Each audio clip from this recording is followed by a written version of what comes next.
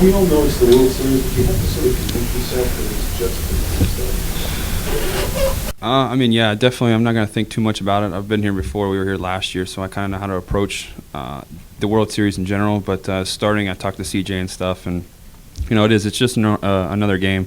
Obviously, just more media is the big thing. That's the way we look at it. The postseason tends to get you out of your normal routine, and it's pretty long layoffs since your last outing. How have you dealt with that? How do you deal with that in general as far as having a long layoff? Just been studying more about the Cardinals, obviously, who I'm going up against, and just kind of the big thing with me, I think, was just working on controlling my emotions and not letting my adrenaline get the best of me. So when I threw my bullpen game 2, obviously my adrenaline got going as if I was going to go in the game, but I kept myself under control, slowed everything down, and I was spotting up a lot better, so it worked out for me. Walsh was saying yesterday that since you guys won the division, it's kind of laid off and backed off, no team meetings, nothing like that. What has his demeanor been like, and how has that helped the clubhouse that you guys have? To me, I feel like he's still the same.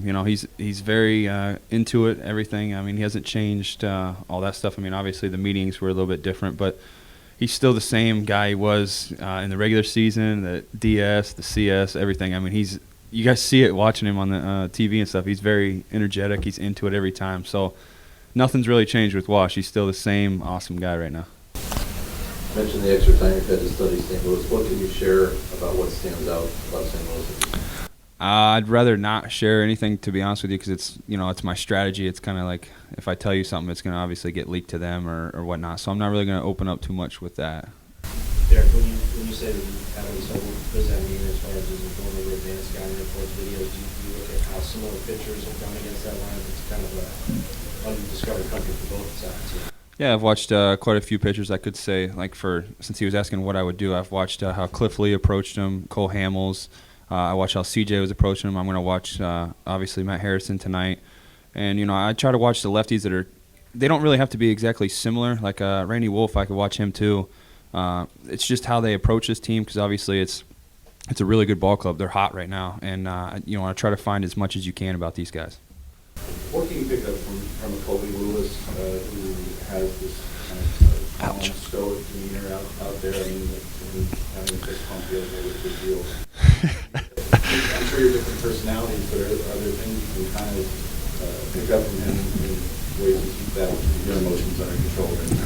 Yeah, definitely. I mean, he's obviously a very quiet guy. He doesn't let anything happen. If he gives up a home run or he gets a strikeout, they both look the same. And that's one thing that I really wish I could continue to do what he does, because sometimes I do get caught up in that. If I give up a home run, it's like, man, what the heck? I gave up a home run. And I forget about who the next guy is when I should just do what Colby does. And, okay, I gave up a home run. Now let's get this next guy out and we'll keep the damage down. So Colby does a very good job of carrying himself, and that's what we want to try to do too.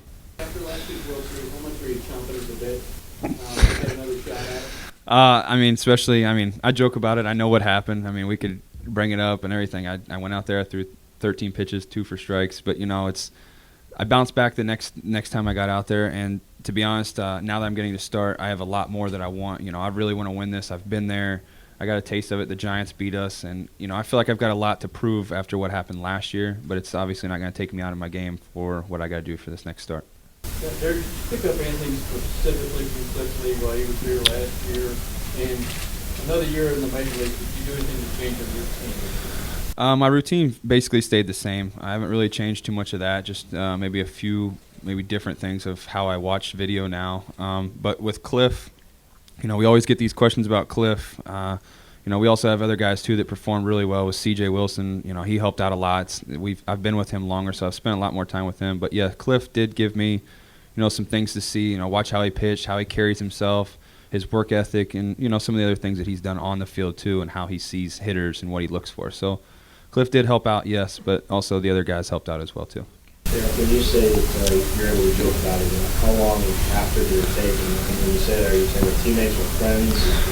Is it something you can hear about Riley and walk away?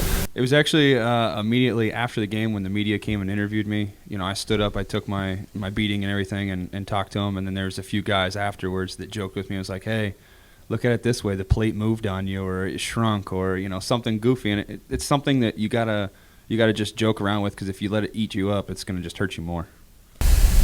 Derek, let's talk about you controlling your emotions. I mean, is it possible you're 24 years old, 24, 25 years old, and these kind of things are just going to take time, and maybe it's asking a little bit too much for you to be controlling your emotions in the playoffs? I mean, it might be, but it's part of maturing. You know, as an adult, you know, you want to make yourself aware of these kind of things, and you got to learn how to control it too. It's, you know, my job's a little bit different than something else, so I got to make sure that I try to take care of what I can now, because anything could happen. I might not be here, you know, the next time around. So you got to try to control your emotions the best you can, and plus it's going to help you in the long run to, you know, stay out there longer and help you with your career.